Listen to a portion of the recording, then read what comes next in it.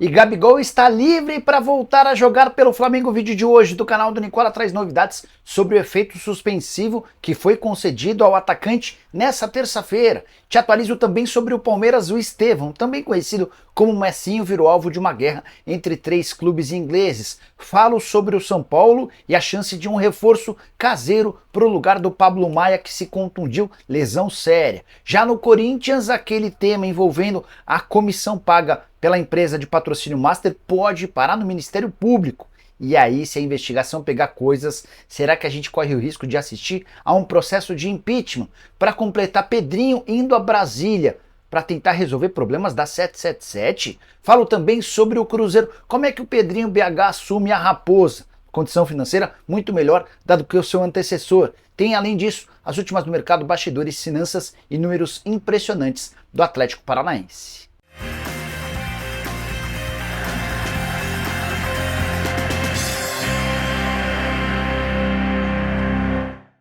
Fala aí pessoal, eu sou Jorge Nicola, bem-vindos a mais um vídeo do canal. Sem perder tempo, só pedir para deixarem like, para se inscreverem no canal e ativarem todas as notificações. Se puderem também comentar, a gente fica bastante contente, beleza? Bora contar ainda que todo esse conteúdo é um oferecimento de Aposta Ganha, o site que te dá 100% de bônus no valor do seu depósito. Tô colocando na tela jogos dessa terça-feira, começando com um grande confronto entre Bayern de Munique e Real Madrid na Alemanha. Vou de empate. Um pouquinho mais tarde tem Operário e Grêmio, vou de vitória do Grêmio. Tem Atlético Mineiro e Sport, vou de vitória do Galo. Tem Bahia e Criciúma, vou de vitória do Tricolor. E você manja de futebol, é bom de palpite? Então vem se divertir comigo na Aposta Ganha. Para participar, só pegar o link que está no comentário fixo, clica, faz seu cadastro. Depositou o dinheiro, 100% dessa grana volta em bônus. O valor máximo de bônus é de R$200. Você precisa ter mais de 18 anos de idade e jogar com responsabilidade, beleza?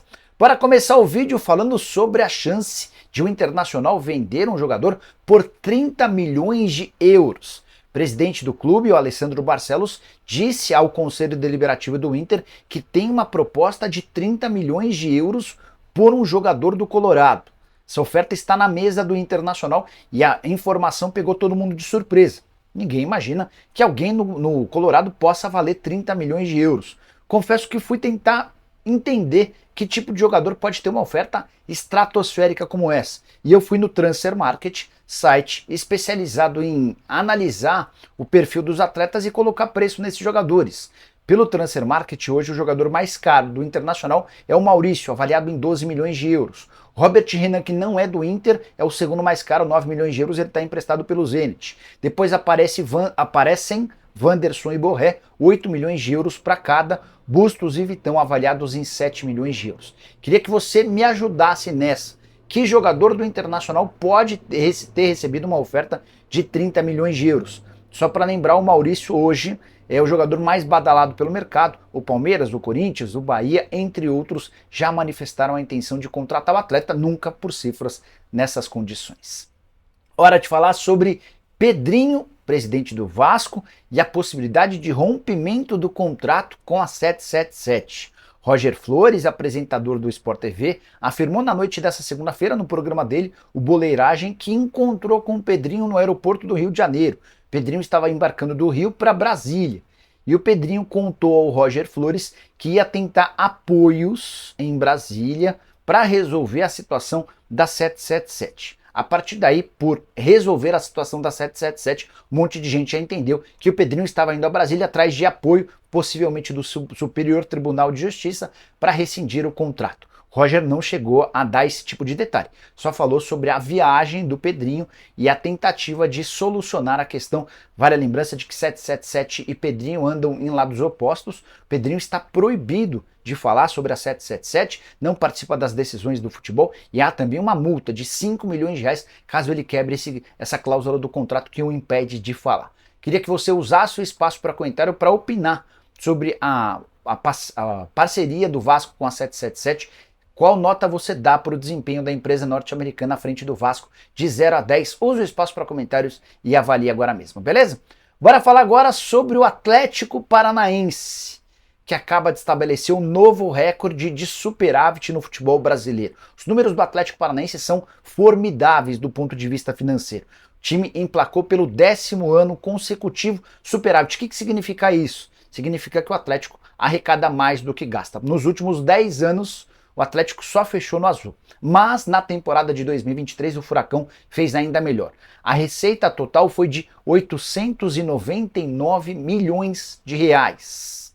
Nunca na história o Furacão chegou perto dessa receita. Só a título de comparação, no ano anterior eram 424 milhões de reais. O Atlético mais do que dobrou a sua receita. Em grande parte por causa de vendas de atletas.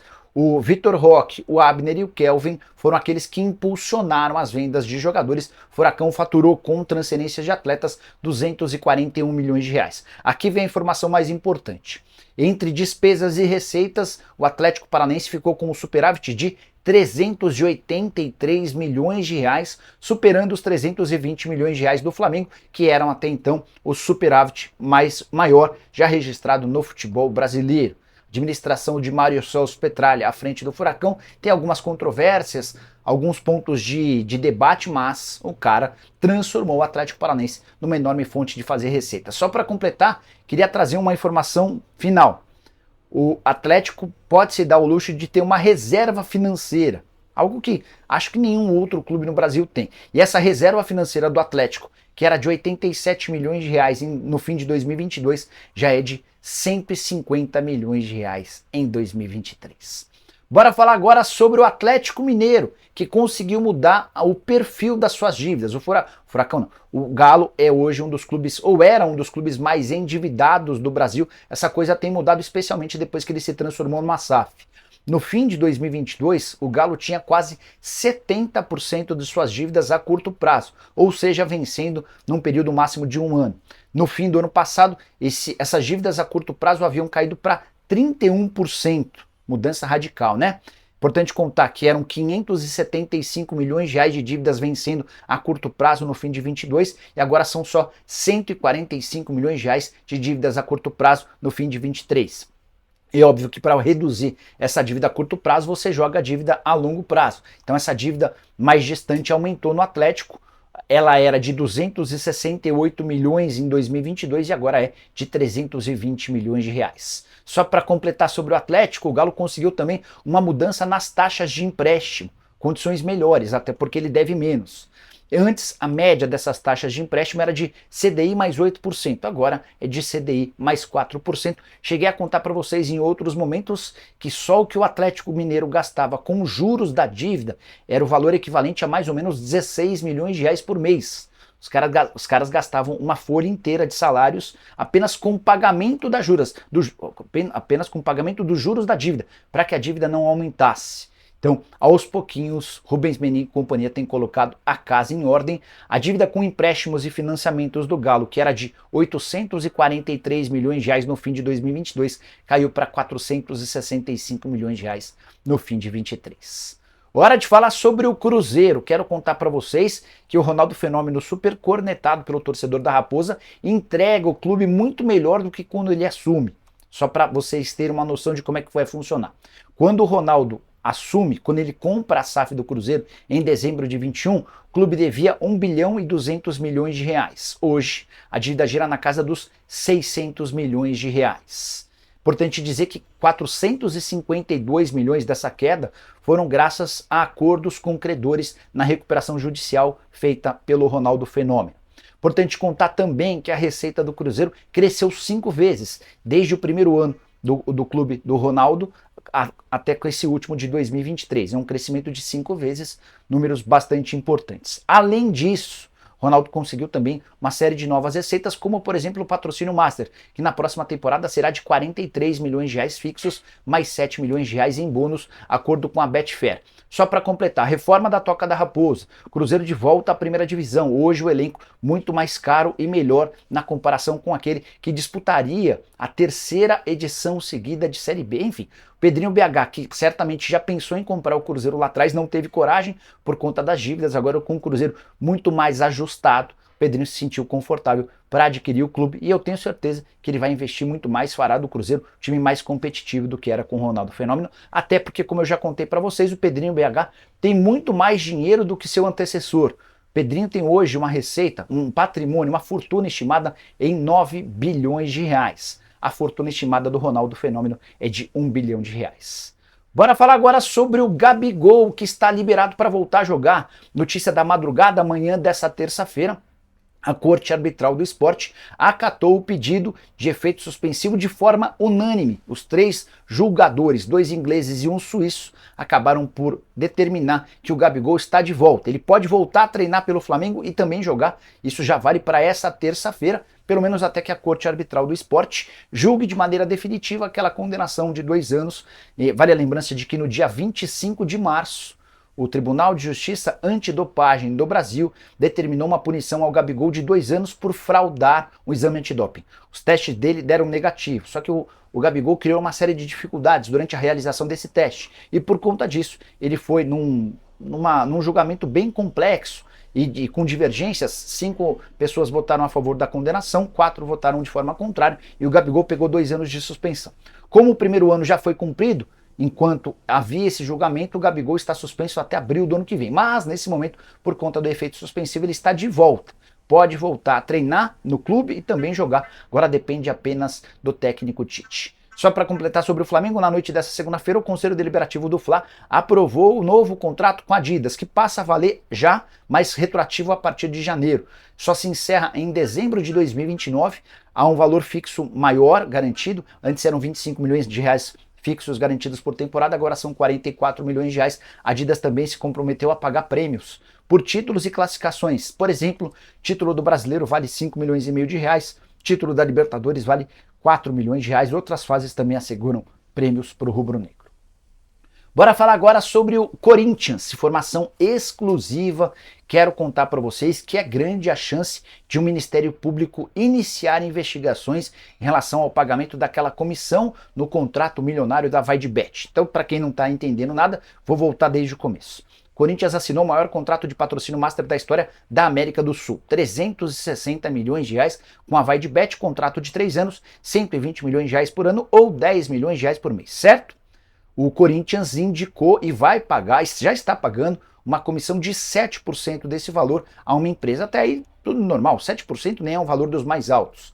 25 milhões e 200 mil reais dentro de um contrato de 360 milhões de reais. O problema é que descobriram que a empresa que está recebendo essa comissão do Corinthians, ela pertence a alguém que apoiou Augusto Melo na eleição para presidente no fim do ano passado. E essa pessoa que é dona da empresa, ela foi indicada pelo Sérgio Moura, que é o diretor de marketing responsável por fechar o acordo com a VaideBet. O nome desse empresário, Alex Cassundé. Ele é dono de uma empresa chamada Rede Social Media Design, LTDA. Essa empresa nunca havia feito esse tipo de intermediação ou recebimento de comissão.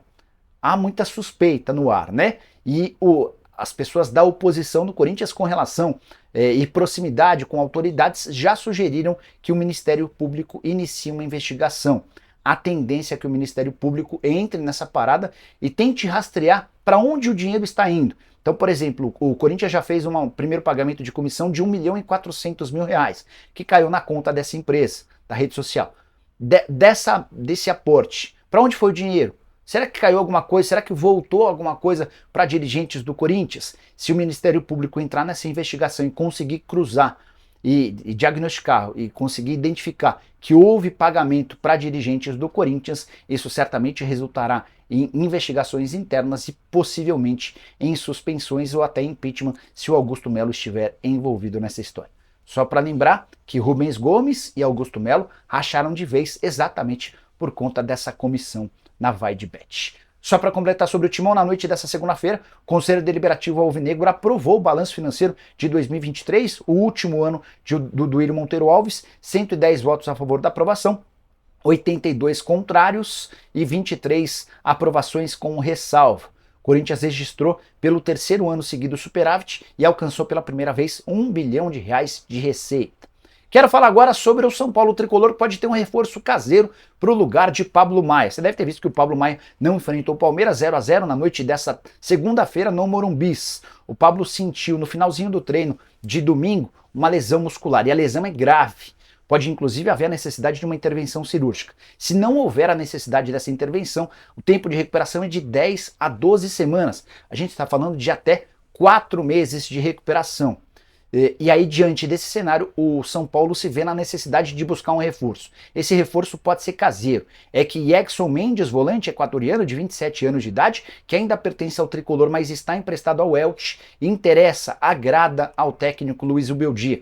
Zubeldia já conhece o Yaxson Mendes de outros tempos e pretende ter uma conversa com o atleta para saber como é que está a cabeça dele, se ele tem motivação para voltar ao São Paulo para tentar disputar a posição de titular. Mendes, que está emprestado ao Elche, da segunda divisão espanhola, e por lá ele nem estreou. O empréstimo se deu no começo desse ano, ele tem ido para o banco de reservas, mas não é utilizado. Elche que disputa o acesso à primeira divisão do futebol espanhol. Só para fechar sobre o São Paulo, Tricolor contou com 55.694 torcedores na noite dessa segunda-feira no Morumbi, novo recorde de público no ano, arrecadação de 3.400.000 reais, e é também o maior público já registrado no futebol brasileiro numa noite de segunda-feira. Quero fechar o vídeo para falar sobre Estevão William, também conhecido como Messinho, titular do Palmeiras no empate em 0-0 com o São Paulo na noite dessa segunda-feira no Morumbi. Quero contar para vocês que o atleta de só 17 anos de idade virou alvo de uma disputa grande entre 3 clubes do futebol inglês. Os nomes não foram revelados, mas uma pessoa do Palmeiras me assegurou que é uma disputa intensa e esses times querendo sair na frente do outro para contratar o mais rápido possível o Messi. Ele só pode se mudar para o futebol inglês quando completar 18 anos de idade, ou seja, em 2025. Mas a ideia é fazer como o Real Madrid com relação ao Endrick, fechar a contratação do atleta, permitir que ele fique no Palmeiras até fazer 18 anos e aí ele se muda para o futebol inglês. Como é que funcionam os valores? O Messinho, eu costumo chamá-lo de Messinho, mas tem gente que se incomoda, então eu vou chamar de Estevão William. Ele tem hoje uma multa avaliada em 60 milhões de euros.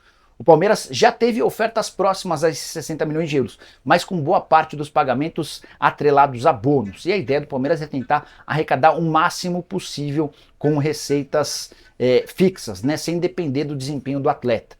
Hoje esses 60 milhões de euros equivalem a mais ou menos 331 milhões de reais. Nas previsões de João Paulo Sampaio, gerente das categorias de base do Palmeiras, Messinho, o Luiz Guilherme e Endrick podem render juntos algo na casa dos 200 milhões de euros. O Endrick já foi vendido por 72 milhões de euros e o Palmeiras, de João Paulo Sampaio, desde que ele assumiu a gerência da base do clube, já foi capaz de arrecadar 1.375 milhões de reais com transferências de atletas que foram revelados no clube. Tá bom para vocês? Esqueça de deixar like, de se inscrever no canal. Nos encontramos, abraço, tchau!